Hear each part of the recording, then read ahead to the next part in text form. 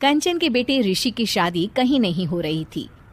एक तो ऋषि मोटा, ऊपर से कमाई भी कोई खास नहीं। लेकिन कंचन को तो शौक था मॉडर्न बहू लाने का, और उसे एक दिन ऐसी लड़की मिल भी जाती है। हमें तो आपका ऋषि बहुत पसंद है, लेकिन मैं आपको साफ साफ बता देती हूँ, मेरी बेटी के शौक थोड़े से अलग है बहन जी। अरे बहन, हमें सब पसंद है। आपकी प्रियंका जैसी लड़की की तलाश मुझे कब से थी। जींस पहनकर अंग्रेजी में गिटर पिटर बोला करे। अरे बहन जरा सुन तो लो, मेरी बेटी के शौक क्या क्या है। अरे नहीं नहीं बहन, बस लड़की को देख लिया तो सब कुछ देख लिया। आप ना शादी की तैयारी करो, और वो जरा सामान की लिस्ट भी दी है ना मैंने। हाँ बहन जी, सारा सामान शादी से एक दिन पहले ही आपके दरवाजे आ जाएगा। मजा आ गया, मजा आ गया। अब तो बस आप शादी की तैयारी करो। प्रियंका के माता पिता के जाने के बाद कंचन का पति उससे कहता है, अरे भाग्यवान, तुम तो कुछ ज्यादा ही जल्दी दिखा रही थी शादी की। अरे बोलने तो देती, लड़की की माँ क्या बोलना चाह रही थी। अरे आप चुप रहिए जी, कुछ पता भी है आपको, बस मुफ्त में बोले जा रहे हैं। मेरी दोस्त शशि की बहू देखी, लंबी पतली और पढ़ी लिखी, हजारों में कमाई और संस्कारी भी। अरे पर जब वो मेरी बहू देखेगी तो जल भुन जाएगी। लेकिन तुम तो शादी ऋषि के लिए कर रही हो ना, या शशि के लिए?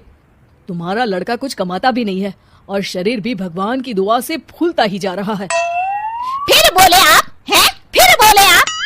मैंने कहा ना, प्रियंका जैसी जींस पहनकर अंग्रेजी झाड़ने वाली बहू किस्मत वालों को ही मिलती है। चुप रहिए आप।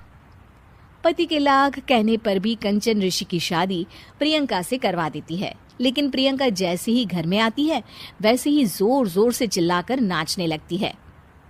आज मेरे यार की शादी है, आज मेरे यार की शादी है। अरे नाचो मां नाचो। आज मेरे यार की शादी है। कंचन, उसका पति और ऋषि ये देखकर हैरान रह जाते हैं।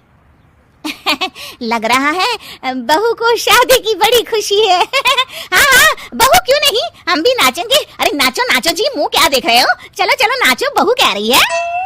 कंचन ये कहकर प्रियंका के साथ नाचने लगती है। ऋषि और उसके पिता वहां से चले जाते हैं।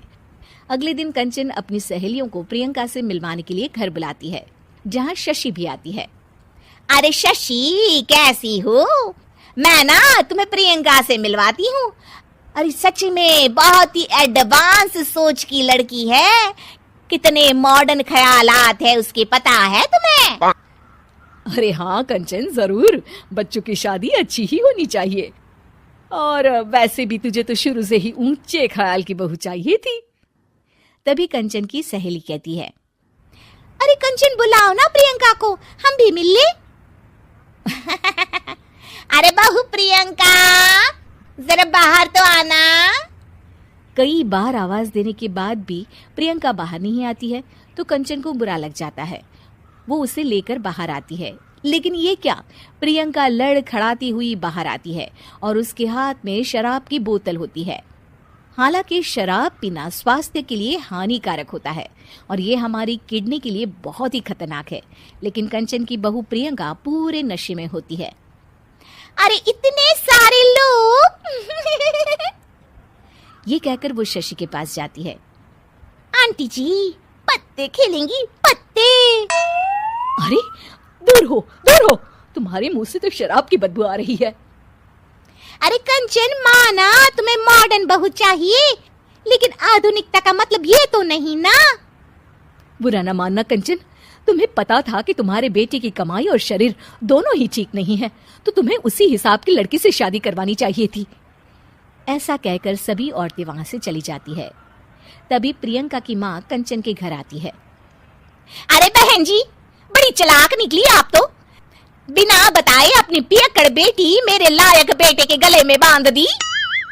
आय हाय, बड़ी आई बिना बताए।